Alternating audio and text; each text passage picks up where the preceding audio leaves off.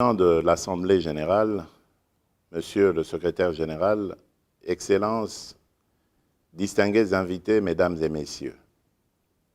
au nom de l'Afrique, je salue l'initiative du président de l'Assemblée générale, Monsieur Volkan Bozkır, pour l'organisation de cette réunion de haut niveau sur le VIH. J'ai donc le réel plaisir d'intervenir devant cette auguste assemblée pour présenter la position africaine commune sur le VIH-Sida, à savoir mettre fin aux inégalités et au sida d'ici 2030. En effet, cela fait 20 ans que les chefs d'État et de gouvernement de l'Union africaine se sont réunis en 2001 à Abuja, au Nigeria, à l'occasion d'un sommet spécial consacré à la riposte aux défis exceptionnels du VIH-Sida, de la tuberculose et d'autres maladies infectieuses connexes. La réponse globale du continent énoncée dans la déclaration d'Abuja de 2001 reste encore pertinente aujourd'hui. Excellences, distingués invités, des progrès significatifs ont été accomplis dans le respect des engagements de la déclaration d'Abuja de 2001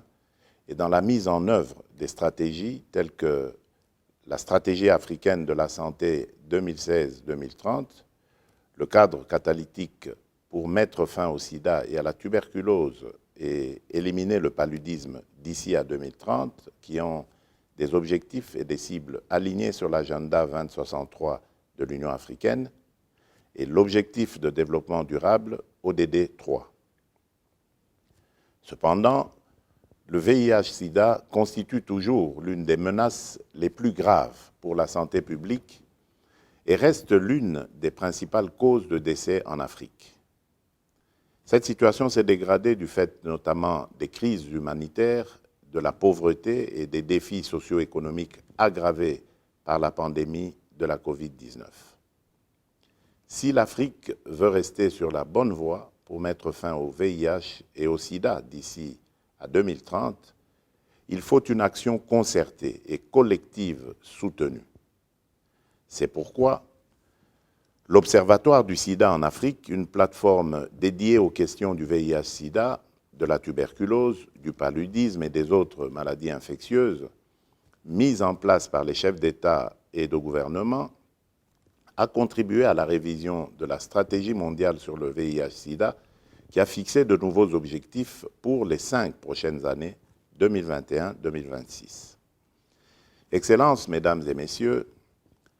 l'Union africaine parle d'une seule voix dans une position africaine commune à la déclaration politique de 2021 sur le VIH-Sida, à savoir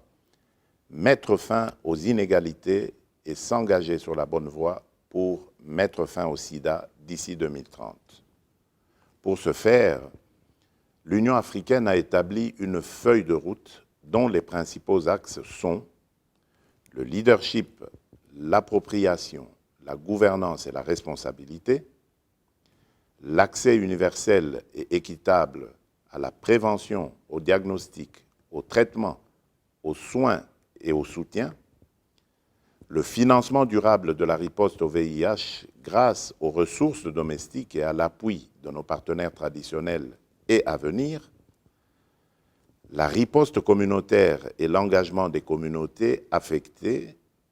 et enfin, la promotion des droits de l'homme et de l'égalité des sexes. Excellences, Mesdames et Messieurs, aujourd'hui le continent africain se joint à l'ensemble de la communauté mondiale pour accueillir favorablement la déclaration politique de 2021 sur le VIH et le sida, qui est celle de mettre fin aux inégalités, s'engager sur la bonne voie pour mettre fin au sida d'ici 2030 et encourager tous les pays à mettre en œuvre les recommandations qui y sont contenues. Excellences, Mesdames et Messieurs, pour ce qui est de la situation spécifique de la République démocratique du Congo, depuis la dernière déclaration de 2016, nous avons pris plusieurs mesures pour répondre aux défis liés au VIH. Il s'est agi notamment d'assurer un succès équitable aux services de prévention, soins et traitements en faveur des populations clés et vulnérables, particulièrement aux adolescents, jeunes et femmes. Les progrès accomplis sont notables en termes d'accès aux soins et traitements. En effet, 61% des personnes vivant avec le VIH sont sous traitement antirétroviral. Il y a également une réduction sensible de la discrimination et de la stigmatisation. Néanmoins, beaucoup reste encore à faire pour mettre fin à l'épidémie du sida à l'horizon 2030. Il s'agit notamment des défis liés à la couverture santé universelle, de l'élimination de la transmission du VIH de la mère à l'enfant ainsi que de la prise en charge du sida pédiatrique. Eu égard à cette situation,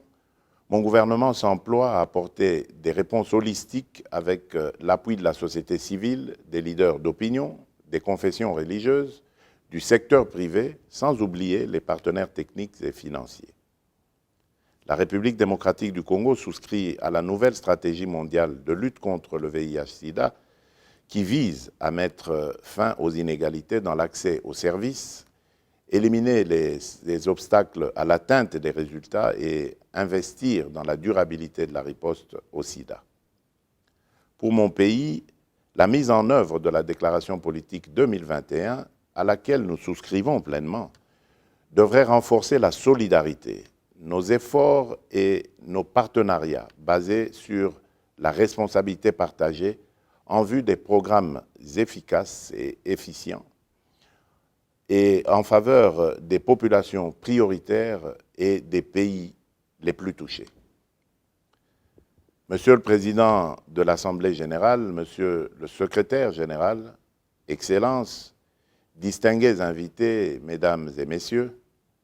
je ne saurais terminer mon propos sans évoquer la question du financement durable de la riposte au moment où l'économie mondiale fait face à une forte récession liée à la pandémie de Covid-19. Je réitère l'appel à la coopération internationale pour soutenir les efforts de la République démocratique du Congo. Notre vision est de faire de la République démocratique du Congo un pays sans sida. Pour y parvenir, nous nous engageons à maintenir et à consolider l'élan imprimé en vue de réaliser l'objectif de mettre fin à l'épidémie d'ici 2030 en tant que problème de santé publique. Je vous remercie.